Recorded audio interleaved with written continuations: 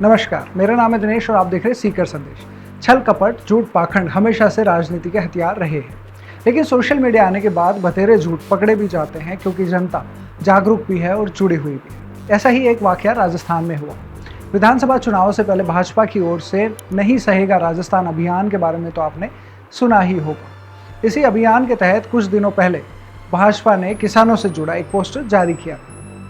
Poster पर लिखा था 19,000 से अधिक किसानों की जमीनें नीलाम, नहीं सहेगा राजस्थान।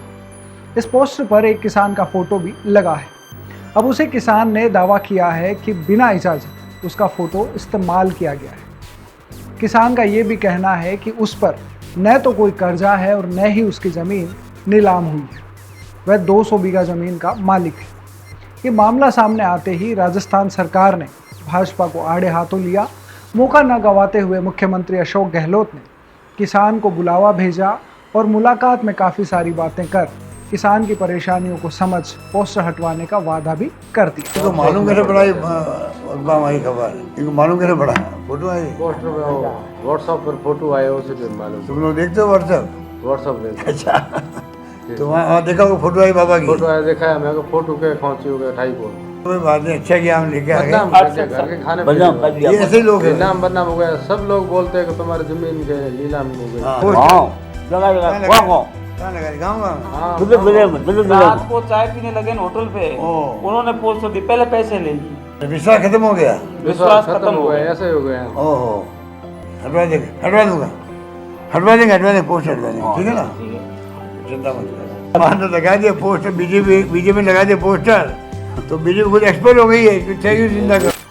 आगामी चुनाव को देखते हुए गहलोत ने मौके का फायदा उठाने में कोई कसर नहीं छोड़ी। मामला जैसलमेर जिले के रामदेवरा का है। यहाँ रिखियों की ढाणी में रहने वाले 70 साल के किसान माधुराम जयपाल का कहना है कि भाजपा के बैनर पर लगा फोटो उसका है। उन्होंने बताया कि गांव के एक युवक ने उन्हें बैनर पर अपनी फोटो लगी होने के बारे में बताया। माधुराम ने बताया कि उनके गांव से एक युवक कुछ दिन पहले जयपुर आया। उसने जयपुर में कई जगहों पर यह बैनर लगा देखा जिस पर माधुराम की फोटो थी। उसने बैनर का फोटो लेकर गांव के व्हाट्सएप ग्रुप में शेयर किया। इसी ग्रुप में किसान का बेटा भी जुड़ा हुआ। उसने ये मैसेज देखा तो अपने पिता को बताया। पोस्टर में तो पिताजी का फोटो लगा हुआ है। पोस्टर में लिखा है कि किसानों की जमीन नीलाम हो चुकी है 19,000। ये सरकार अभी वाली सरकार ने की। माधुराम ने कहा कि पहले तो बेटे ने बताया तो मुझे कुछ समझ नहीं आया क्योंकि बैनर में जमीन नीलामी की बात थी, लेकिन मेरी तो कोई जमीन नीलाम ही नहीं हुई। माधुराम का कहना है कि मेरी फोटो बिना वजह लगा दी, मुझसे पूछा भी नहीं, मेरे कोई कर्जा नहीं है। मैंने पता लगा के मैंने क्या दादो के सारे ऊजा फोटो लगा, फोटो लगा, क्यों लगाया फोटो? इस फोटो को हटाओ। अगर मेरी ज़मीन नीलाम होती है या मेरे ऊपर कर्जा होता तो सरकार कर्जा माफ़ करती या ज़मीन दबाएगी। मैं भाजपा वालों को नहीं जानता, मैंने कोई लोन भी नहीं लिया। हाँ, मेरी केसीसी ली हुई है। कोई मुझसे कुछ मांग रहा है तो फ़ोटो छापो, लेकिन कुछ नहीं है तो क्यों छापा? किसी के पास कोई सबूत तो होगा जो ये साबित करे कि मेरी ज़मीन नीलाम हुई। माधुराम ने बताया कि फ़ोटो का पता चलने के बाद वे स्थानीय भाजपा नेता नारायण सिंह से मिले। उनसे कहा कि मेरी फ़ोटो गलत लगाई गई है।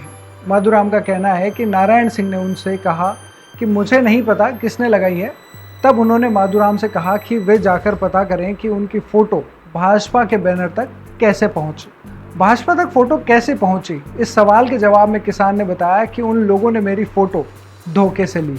2 महीने पहले 2 लड़के ढाणी में आए थे, नाम मुझे याद नहीं, उनके पास बड़े बड़े कैमरे थे। उन्होंने कहा था कि वो ख़राब फसलों की रिपोर्ट बनाने आए हैं।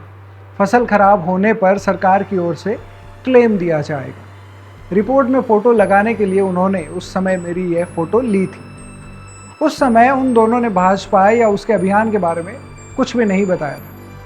किसान माधुराम के बेटे जुक्ताराम ने कहा कि जब से यह बात सामने आई है मेरे पिताजी टेंशन में रहते हैं। मुझे बार बार पूछते हैं कि उस फोटो का क्या हुआ, हटी कि नहीं। मैं भाजपा वालों से निवेदन करता हूं कि मेरे पिताजी की फ़ोटो हटा दें, हमारी बदनामी हो रही है। लोग तरह तरह के कमेंट करते हैं, लेकिन दोस्तों ऐसा पहली बार नहीं हुआ है जब इस तरह से राजनीतिक पार्टियों के पोस्टर में कोई गलत फ़ोटो लगा हो। इससे पहले भी ऐसा कई बार हो चुका है।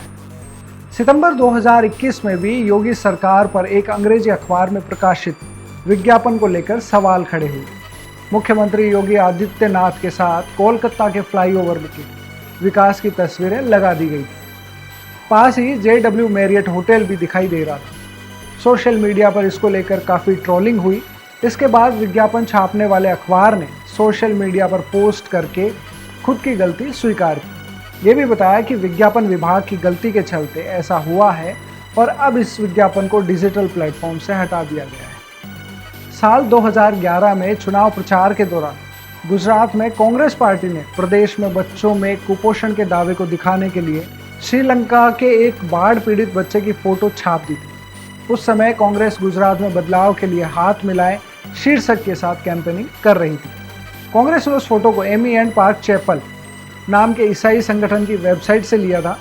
ऐसे ही प्रधानमंत्री आवास योजना में भी एक महिला की तस्वीर काम में ली गई थी जिसका उस योजना से कोई संबंध नहीं था और ना ही उस महिला को घर मिला था। तो हमको ये पता नहीं है कब लिए, समझे। हम तो बोल रहे हैं ना, सो के उठे तो सभी बोल रहे आपका पेपर में फोटो आ गया।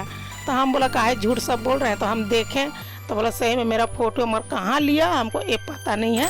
तो इस तरह की गड़बड़ियाँ ना तो पहली बार हुई है और ना ही आखिरी बार। इस स्टोरी पर आपकी प्रतिक्रिया का इंतजार रहेगा। सीका संदेश के साथ बने रहने के लिए बहुत बहुत धन्यवाद। नमस्कार।